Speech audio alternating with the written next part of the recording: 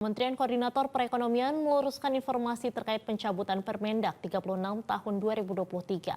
Menko Perekonomian menegaskan aturan tersebut tidak dicabut namun hanya akan direvisi.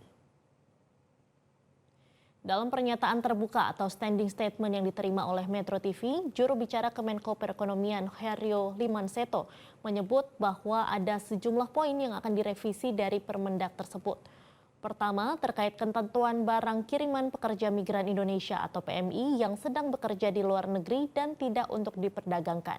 Selain itu, ketentuan pembatasan jenis dan jumlah barang juga tidak lagi diberlakukan, namun ada pembatasan nilai barang yang mendapatkan pembebasan bea masuk, tidak dipungut PPN atau PPNBM dan PPh pasal 22 impor. Sementara terkait sejumlah komoditas tertentu disepakati untuk diberikan penundaan mempertimbangkan kesiapan regulasi di kementerian dan lembaga terkait. Pembahasan lebih lanjut terkait barang bawaan dari luar negeri selanjutnya akan dibahas mendalam dalam rapat koordinasi teknis yang melibatkan seluruh kementerian dan lembaga dan akan dikoordinasikan oleh Sesmenko Perekonomian.